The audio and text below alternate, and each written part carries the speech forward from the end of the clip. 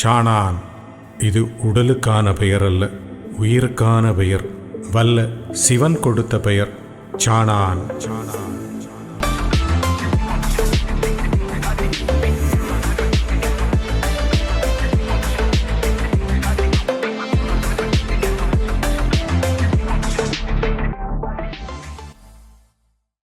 எதுவுமே அகில திரட்டை நோக்கியோ ஐயாவை அறியணும்னோ ஐயாவுக்கிட்ட நம்ம பேர நம்ம ஆன்மா உயிர் அதுல கலக்கணும்னு ஆர்வப்படல. ஐயா யார்ட்டையாவது அவதார கதையை சொன்னா என்ன சொல்லுவாங்க தெரியுமா? ஐயா ஐயாவை பத்தி நம்ம சொல்ல முடியுமா ஐயா? அது மனிதரால முடியுமா ஐயா அப்படின்னு சொல்லி எஸ்கேப் ஆயிடுவாங்க. இது பெரிய மழுப்பலா இல்லை இருக்கு. இப்படி இருந்தா நம்ம எப்ப ஐயாவும் உண்மையை தெரிகிறது, உண்மையை நோக்கி நம்ம சமூகத்தை நகர்த்துறது, நாம எப்ப உண்மையை கண்டறிவது, தரிசிப்பது. அப்ப எனக்கு எப்படியாவது வந்துட்டு அறிவு சார்ந்த பக்தியை விதைக்கணும்னு ரொம்ப ஆசை. அந்த வகையில நான் 2 கிளாஸ் பண்ணேன். அப்ப நான் சரி நான் ஐயா கிட்ட நொந்து விடுவேன். ஒரு இந்த பெரிய பாப்புலாரிட்டி கிடையாது, நம்ம ஒரு பெரிய பாப்புலாரிட்டி ஒரு சொசைட்டில அப்படி கிடையாது. நம்ம பண்றது வேற தொழில். இதை என்கிட்ட கொடுத்தா நான் என்ன செய்வேன்? ஆனா அவர்கிட்ட கொடுத்துருக்கலாமே, அவர்கிட்ட கொடுத்துருக்கலாமே, ஃபேன் பேஸ்லாம் இருக்கு அப்படின்னு நினைப்பேன். அப்படி நினைக்கும் போது அந்த சூழ்நிலை எனக்கு வரும். இப்போ ஒரு இயக்கத்துல என்ன தலைவராக்குனாங்க. தக்கலை தான் அதோட தலைமையகத்துல உங்களை அப்பா இருந்தாங்க. அப்ப நான் போன உடனே ரொம்ப சந்தோஷப்பட்டேன். சரி இவங்களுக்கு அதை சொல்லி புரிய வச்சிடலாம் அப்படின்னு. அப்படி அங்க போகும்போது அந்த காப்பை வாசிக்க சொல்றேன். பொருள் கேட்டா தெரியாது. அந்த இயக்கத்துக்கு தலைமையகத்திலே இந்த நிகழ்வு தான். அங்க ஏடு வாசிக்கவங்க இருப்பாங்க. அப்ப ஏதாவது விருத்தத்தை சொல்லி கேட்டாக்கி பாராயணங்கள்லாம் சொல்லுவாங்களே, அவங்களுக்கும் தெரியாதா? தெரியாது. அப்பா அப்ப அவங்களே இருள்ல இருக்காங்க. கேளுங்க. அதுக்கப்புறம் இதுக்கு மேல அவங்க பாட புஸ்தகங்கள் கூட ரெடி பண்ணி எடுத்து பாட புஸ்தகம் எல்லாம் நடத்துறாங்க. ஆமா ஐயா, இப்ப நம்ம குழந்தைகள் கூட இந்த தர்ம வகுப்பு அதுக்கெல்லாம் பிரைஸ் வாங்கிட்டு வர்றாங்க. ஆனா கதைகளை கேட்டா மூல பொருள் யாருன்னு கேட்டா கொஞ்சம் தடுமாற்றம் தான், யாருக்கும் சொல்ல தெரியல ஐயா. ஆனா முழுமையா அறிஞ்சு சொல்லி கொடுக்கக்கூடிய ஆட்கள். இப்ப அங்க போன பிறகு எனக்கு என்ன தெரிஞ்சுனாக்கி, அவங்க ஒருத்தர் கேட்டார், பொன்மேனி கூடு உண்டா கிடையாது. அப்ப நான் சொன்னேன், பொன்மேனி கூடு இல்லாமல் இந்த கதையை நகர்த்தவே முடியாது. அவங்க எதுல என்கேஜ் ஆயிட்டாங்கன்னாக்கி, பொன்மேனி கூடு கிடையாது என்பதுல அவங்க என்கேஜ் ஆயிட்டாங்க. மூளையில பதிவாயிட்டு. அதுலயே அவங்களுக்கு என்ன தெரிய வரல, பொன்மேனி கூடு உண்டா இல்லையா. அவங்க வாசிக்க புக்ல அந்த 2 லைனை எடுத்திருப்பாங்க. இது இணைக்கப்பட்டது, அதனால நாங்க எடுத்துட்டோம். பொன்மேனி கூட்டை பொதிந்து மணி கோவில் வைத்துன்னு ஒரு வாசகம், அதை எடுத்துக்கிட்டு அவங்க சொல்லி கொடுக்கறது. அவரு எப்படி வந்தாருன்னு கேட்டாக்கி, அவரு தருவக்கரையில அப்படி மனுக்களுக்கு தெரியும்படியாட்டு வந்தாரு. அதுக்கு பின்னாடி அப்படி சாமி தோப்புல அப்படி மாயமா போயிட்டாரு, ஒளியா வந்தாரு ஒளியா போயிட்டாரு அப்படின்னு சொல்லிடுவாங்க. இது சினிமா பாணியில இருக்கு ஐயா. ஒரு அவதாரத்தினுடைய உண்மையான நோக்கத்தை 1000 பேருக்கு நம்ம சொல்லி கொடுக்கணும்னா நம்ம 1000 முறை சிந்திக்க வேண்டும். அப்போ நான் நினைச்சேன், சரிதான், அப்போ இவங்க கையில இந்த ஏடெல்லாம் கிடைச்சிருந்தாங்க, இவங்க இதை பாதுகாப்பா வச்சிருக்க மாட்டாங்க அப்படின்னு சொல்லிட்டு, சரி என்ன ஒரு அமைப்பு, வீடுன்னு பேர்ல ஒரு அமைப்பு, அங்க போய் பார்த்தாலும் அவங்களும் அந்த பொன்மேனி கூட்டம் எடுத்திருப்பாங்க. எடுத்துக்கிட்டு அவர் ஒளியாக வந்தார் ஒளியாக போனாரு. அங்கேயும் பாடசாலைகள் உண்டு, இப்படி எல்லாமே உண்டு. ஐயா இது கேட்கும் போது வியப்பா இருக்கு. எல்லா இடத்துலயும் அந்த பொன்மேனியை எடுத்துடுறாங்க. அது என்ன ஐயா நடக்குது? அதுல ஏதாவது வித்தகம் வச்சிருக்காங்களா, இல்ல அதுல ஏதாவது அவங்களுக்கு பெரிய மழுப்பலோ இல்ல அழுத்தங்களோ இருக்கா அந்த வார்த்தையா? அவங்களுடைய கருத்து என்னன்னாக்கி, அவங்களுடைய புரிதல் என்னன்னாக்கி, கடவுள் மனிதனாக வரமாட்டார். ஆனா நூல் என்ன சொல்லுதுன்னா, மனித அவதாரன்னே சொல்லுது. கடவுள் மனிதனாக வரமாட்டார், அவர் இந்த மாதிரிலாம் இது பண்ண மாட்டாரு அப்படின்னு சொல்லிடுவாங்க. ஆனா நூல் என்ன சொல்றது, ஒரிஜினல் சொல்லுது மனித அவதாரன்னு சொல்லுது. ஒரிஜினல் சரியா, உண்மை உருள் சொல்றது மனு அவதாரம். இப்போ இவங்களுடைய புரிதல் இப்படி இருக்குது. இங்கே போனாலும் இவங்களால பொன்மேனி கூட்ட தவிர்த்துதான் சொல்ல முடியுது. இப்ப நம்ம போகும்போது அப்ப நினைச்சிட்டோம், என்ன ஒருத்தர் இருக்காரு ஐயா வழியில, பயங்கர ஸ்டேஜ் பெர்ஃபார்மர், ஃபேன் பேஸ்லாம் அவருக்கு உண்டு. ஃபேன் பேஸ் இருக்க ஒரு ஆளு. அப்ப நம்ம நினைச்சோம் சரி இவரு சொல்லுவாருன்னு போனாக்கி அவர் அதை கண்டுக்கவே இல்லை. ஏன் கண்டுக்கவில்லைன்னாக்கி அவரும் பொன்மேனி கூட பத்தி நம்பிக்கை இல்லை. அவரு கூட ஒரு ஸ்டேட்மெண்ட் சொல்லியிருந்தாரு, ஸ்கேன் பண்ணி பாருங்க இதுல வந்து பொன்மேனி கூட ஒண்ணும் கிடையாது, இருந்துன்னா என் நாக்க அறுத்துருங்க வரைக்கும் ஸ்டேட்மெண்ட் வரைக்கும் வீடியோ விட்டுருந்தாரு. அந்த இப்படிப்பட்ட சூழல்ல தான் இந்த இருக்கு. அப்ப நான் தெரிஞ்சுக்கிட்டேன் யாரும் இதுல நம்ம குறை சொல்றத நோக்கம் இல்லை. நான் அப்ப நினைச்சேன் இவங்க யாரா, நான் நினைச்சேன் ஐயாட்ட என்கிட்ட தந்து என்னத்துக்கு யான்னு நினைச்சேன். அப்புறம் தான் எல்லாம் என்ன காட்டி தராரு, இது இவங்க எல்லாம் இப்படி, இவங்க எல்லாம் இதை கொண்டு போனா கொண்டு சேர்க்க மாட்டாங்க. அப்ப நான் சரி அப்ப நம்மகிட்ட இருக்கிறது நல்லது அப்படின்னு சொல்லிட்டு போகும்போது இவங்க இந்த பொன்மேனி கூடு நாடார் கதை இந்த ரெண்டையும் தவிர்த்து நீங்க அகில திரட்ட கதையை நகர்த்தவே முடியாது. மையமே அதுதான். பொன்மேனி மற்றும் அந்த நாடார் வரலாறு. நாடார் வரலாற சொல்லாம நான் எழுதி தரேன், நீங்க வந்து அகில திரட்ட நகர்த்தவே முடியாது. இப்ப நம்ம சேனலு கூட சாணான்னு பேரு எதுக்கு வச்சிருக்கோம்னாக்கி வந்து இன்னைக்கு சாணான் தான் நாடாரான்னு தெரியாத வகையில மக்கள் ஆயிட்டாங்க. ஆமா ஐயா, இது எனக்கு சர்வதேச அளவுல இந்த கேள்வி வந்துட்டே இருக்கு. சாணாருடைய வரலாறு வந்து இப்படி உலக அளவுல இருக்கதாட்டு இந்த ஒரு சேனலை தான் போடுது. வேற எல்லாரும் இது ஒரு ரெண்டு இந்த தமிழ்நாட்டுல ஒரு சில கிராமங்கள் ஊர், அத உலக அளவுல இப்படி ஒரு ஆன்மாக்களுடைய அந்த சங்கமமாக நான் ஐயா மூலம் தான் அறிஞ்சுக்கிட்டேன். வேற இதுவரைக்கும் யாருமே சொல்லல. அதே போல இந்த அகில திரட்டுல பொன்மேனி விஷயத்த கூடு, அதாவது உண்மை அகில திரட்டுல மட்டும்தான் அந்த செய்தி முழுமையாக இருக்குதுன்னு அறிஞ்சுக்கிட்டேன். ஐயா, இந்த நாடார் வரலாறுங்கிறது வந்து சும்மா கடந்து போறது இல்லை. இந்து மதத்தின் ஆணிவேரே அந்த கதைக்குள்ளதான் இருக்கு. ஆணிவேர் மூலம் நீங்க ஒரு உயிரானது மேன்மைப்பட்டு தேவர் ஆகலாம்ங்கிறது தான் அந்த நாடார் கதையோட துவக்கம். ஒரு உயிரானது மேன்மை அடைந்து அந்த உயிரானது பிறப்பு இறப்பு இல்லாத ஒரு நிலையில் தேவ நிலையை அடைய முடியும், தேவர்களாக ஆக முடியுங்கிறதே இந்த நாடார் கதையின் துவக்கம். நாடார் அந்த மையமே ஒரு உயிரானது பரிணாமம் அடைந்து மேன்மை அடைந்து தவமாகவோ தர்மத்தினாலேயோ அது தெய்வ நிலை அடைகிறது, தேவர்களாகும். இந்து மதத்தின் ஆணி வேறே அதுதான். மொத்தமான மூல பொருளே அதுதான். நீங்க கிறிஸ்டியானிட்டில வந்து ஒரு பிறவிதான். அங்க வந்து கர்மா கிடையாது, மறுபிறப்பு கிடையாது. மறுபிறப்பு கிடையாது. இஸ்லாத்துல வந்து ஒரு பிறவிதான், அங்க கர்மா கிடையாது, வேற எதுவுமே கிடையாது. ஆக இந்து மதம் மட்டும்தான் என்ன சொல்றது, கர்மா, கர்மத்தின் அடிப்படையில் வாழ்வு. ஆமா, வள்ளுவர் கூட சொல்லுவாரு, பிறருக்கு நான் முற்பகல் செய்யும் தமக்கு நான் பிற்பகல் தாமே வரும். அவர் கர்மத்தின் அடிப்படையில் அது சொல்றது. சரியா? ஆக இந்த நாடார் கதையை நீங்க சொல்லாம அகிலத்தை நகர்த்தவும் முடியாது. நாடார் கதை தான் வந்து இந்து மதத்தின் கருத்தியல் ரீதியான ஆணிவேர். நாடார் தான் அந்த பொருளுடைய மையம். அதை வரலாற்றை, அந்த வரலாறை நம்ம தெரிஞ்சு உலக மக்களுக்கு சொன்னாதான் அந்த உண்மை புரியும். அப்படி இதெல்லாம் கடந்து அப்ப நான் தீர்மானிச்சுட்டேன், இவங்க யாரும் இந்த ஜென்மத்துல வைகுண்ட அவதாரத்தை சொல்லிட மாட்டாங்க. வேணா அவங்க மனசாட்சியை தொட்டு அவங்க சொல்லி பார்க்கட்டு, இல்லைன்னா ஒரு சபையில வந்து சொல்லட்டு, சொல்லிடவே மாட்டாங்க. இப்ப அந்த இயக்கத்துல இப்ப கூட வெள்ளிச்சந்தையில ஒரு மாநாடு நடத்தினாங்க. இப்ப என்ன வந்து முன்னாள் தலைவர்னு கூப்பிட்டு இருந்தாங்க. முன்னாள் தலைவர்கள் ஒரு கூப்பிட்டு நான் போய் இருக்கும்போது ஒரு ப்ரொஃபசர் அழகாட்டு முத்துக்குட்டி வைகுண்டரான கதை அழகா சொல்றாரு.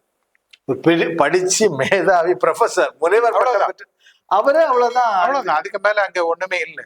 அப்ப நான் நினைச்சுக்கிட்டேன், நீங்க இந்த ஜென்மத்துல என்ன சொல்லிட மாட்டீங்க, வைகுண்ட அவதாரத்தை, மகாவிஷ்ணுவின் வைகுண்ட அவதாரத்தை சொல்லிட மாட்டீங்க.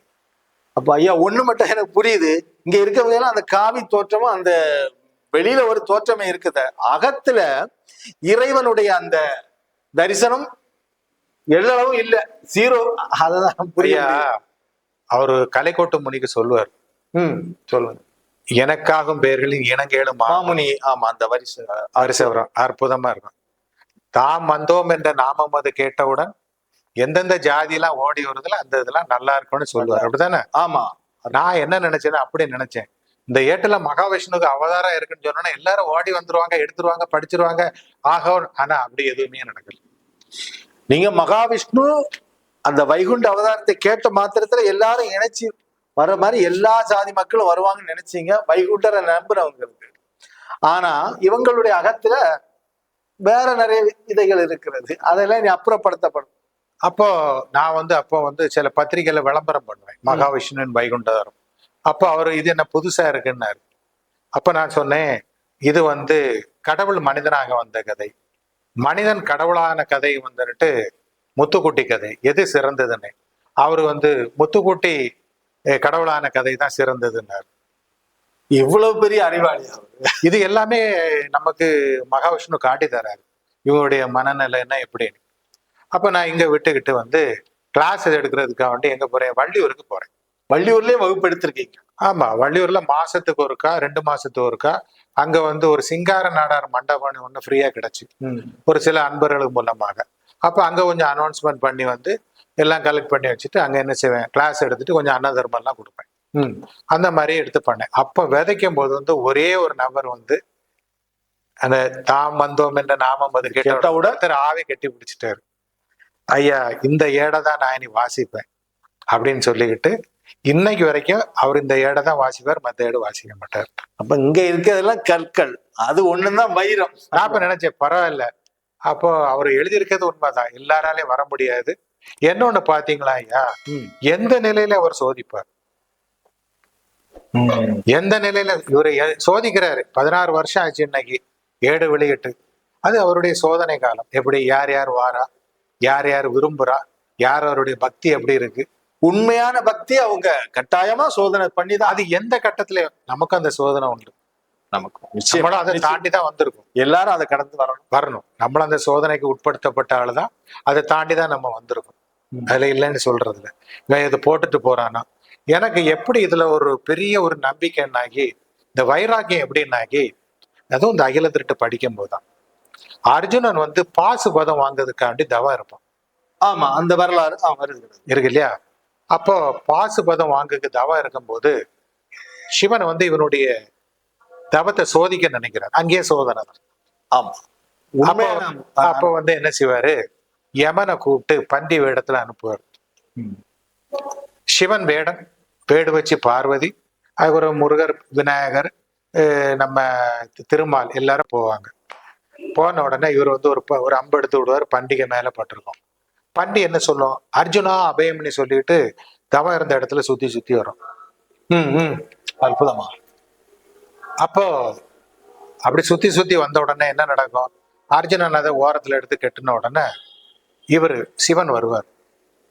சிவன் வந்துட்டு சொல்லுவாரு, ஏன் நான் விட்ட அம்பு நாள் விழுந்தது பண்டி, எனக்கு தான் சொந்தம் பார். உரிமை உரிமை கொண்டாடு.